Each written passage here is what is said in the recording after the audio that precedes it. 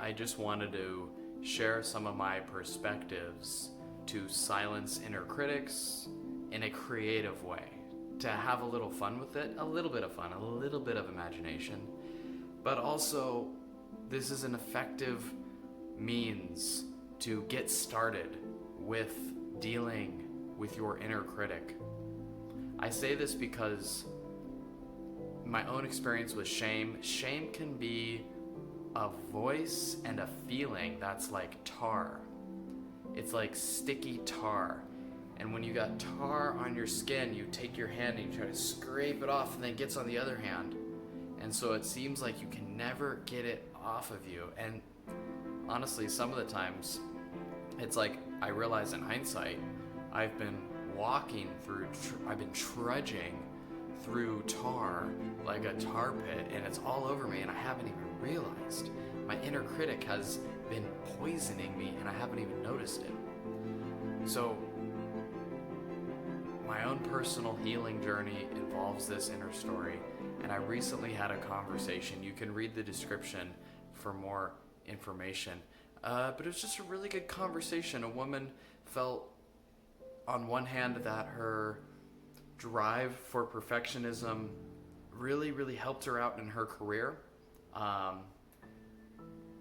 Did some great things in accounting, a lot of benefits, a lot of team benefits where she got recognition for her prowess at keeping track of the numbers, keeping everything in the right columns on the book, logical, organized. But the flip side of this drive, this obsession for perfection, was this laceration, this hot tar. I mean, this wasn't just sticky tar, this was painful tar. This laceration of this voice for herself, especially when she had any sort of food. I mean, this was beyond a little slap on the wrist for having too much. This was like,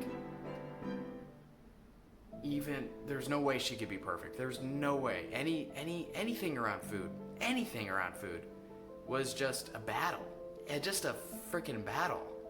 Just like this voice, don't have this, you're gonna eat too much, too much sugar, too much carbs. Like everything, every food is just like radioactive. So, to make a long story short, she went on vacation. She somehow got inspired to get in touch with her other side of herself, kind of her more creative side, you could say. And this led her to intuitive eating, which somehow led her to a conversation of mine that I had with Amy. Amy, founder of Dancing with ED, a wonderful woman. She really liked some of the conversation, so she scheduled her free session on my website, and then we started talking. And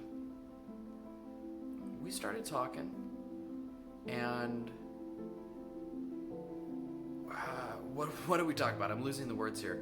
We talked about kind of doing things differently. Not another diet, not another rule. How could she like really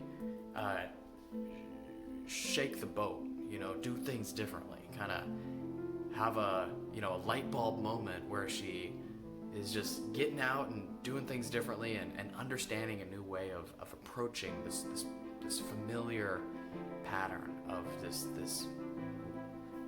like a rusty saw blade, this voice just sawing into her all the time. How could she soften those blades and maybe even heal some of those scars? Well, here's my take, here's my advice. Before I would go into it, I do want to say this advice is creative. It involves imagination.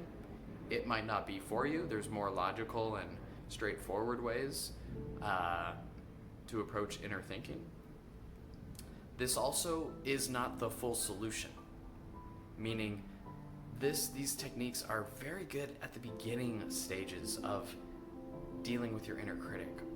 A huge problem that this inner critic, this tar, is a lot of times it's like a cloud.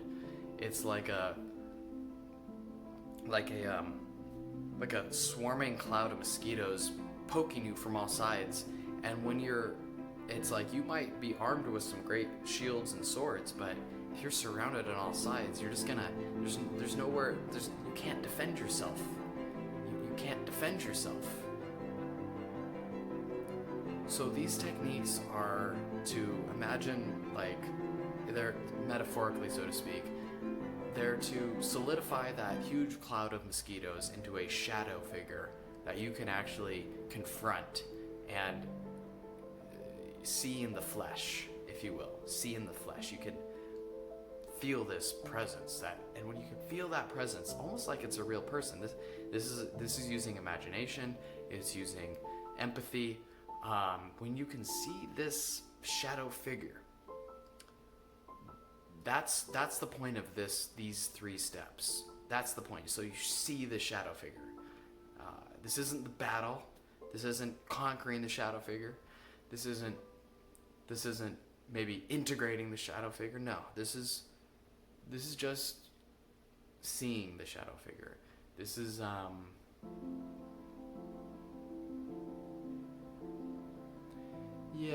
narrowing the shadow figure down into a manageable chunk. And this sense of creativity, this sense of,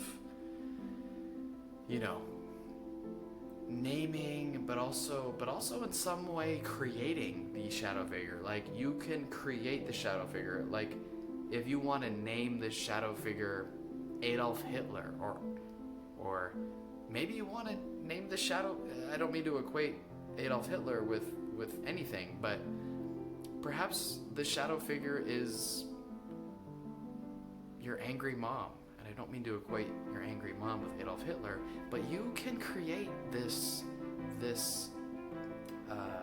you have some say in how you want to perceive your voice, right? And this is where we start getting some of the empowerment back, is you decide how you want to imagine this inner critic, but give it a form, give it a voice. What does it sound like? It can be someone, it can be your parents, it could be a doctor, it could be some character from a movie. Give it a form, something that connects with you, to where you can actually imagine this shadow figure speaking. That's the first step. Kind of just, you gotta pretend. This inner critic is actually this ghost. Imagine like it's a ghost. It's a third party. And this is what we're doing here. Don't underestimate this step right here, because what we're doing right here, we're creating a character out of the voice.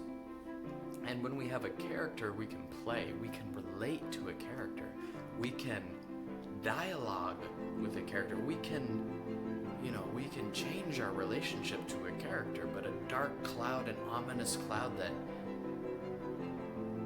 you have no way of relating to, you're just gonna be dashed upon the shore. The waves are gonna crush you, and the waves are gonna keep coming from all over. They're gonna toss and turn you in this ocean of thought, and you're not gonna know which way is up to breathe. And so it's really important that the waves, you can at least kind of condense all these waves into one wave. You can see that one wave. Instead of being like all this turbulence, you can kind of see the wave. It's still scary as shit. Oh, it's still a problem. It's still a big problem. But maybe you already knew it was a big problem. And that's why you haven't focused on this problem yet. Because when you really imagine this force, you're focusing on it. You're facing it. And that's where this work really gets started. Is when this imagination, your inner energy starts to solidify against this inner voice. Because if you notice, the process of separating the inner voice into a distinct being, this automatically contrasts you. It automatically this shadow over here automatically reveals the light within you.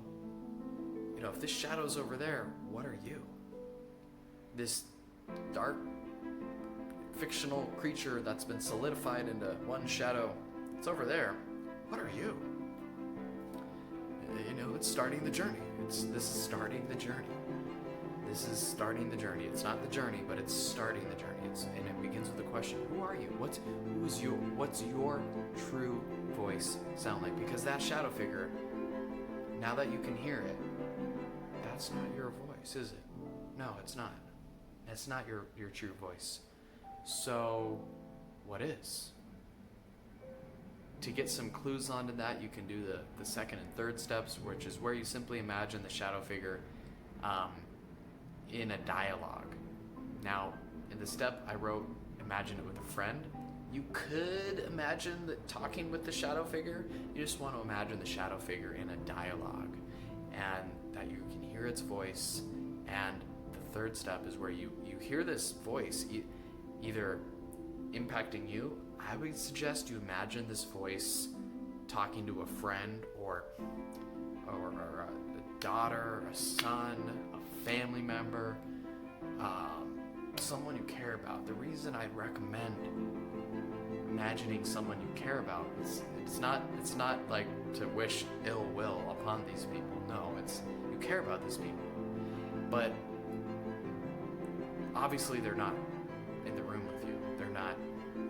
They're like your aunt or your daughter. If you imagine the shadow figure talking to your daughter, it's obviously not, she's not gonna like hear the shadow, oh my God, there's a shadow figure. She's not gonna hear the shadow figure. Like, it's all in your head. And when it's all in your head and it's all in imagination, well, then you're free to respond. Then you're safe. And so you imagine the shadow figure talking to your daughter, and the shadow figure's like, you're fat. And you imagine someone telling your daughter she's fat, and there's a sense of outrage. There's a sense of, how dare you? Who in your right mind are you to say that? Like, who the F do you think you are to say that? Your defensiveness goes up. And defensiveness, but in a good way. Sometimes defensiveness is like a bad thing, but there's a flip side to defensiveness that we need to harness if we're to defend ourselves against these attacks, because as we have that strength within us, right? Anger and that defensiveness can give us that strength. And so this is kind of where we start the journey. We start to take control and feel safe with our imagination. And then we also start to tap into a sense of defensiveness. I'm going to fight back. Now that I know my enemy, and he's just a dick, or she, or whatever, you know what? It's not right. It's not right. So I'm gonna do something. And that's kind of where this journey starts. So that's how I recommended this lady, you know, during our conversation, that she began to work on it. And that's what I'd like recommend to you too. So leave a comment below with any of your thoughts. Love to hear from you. Okay, thanks. Have a good day. Bye.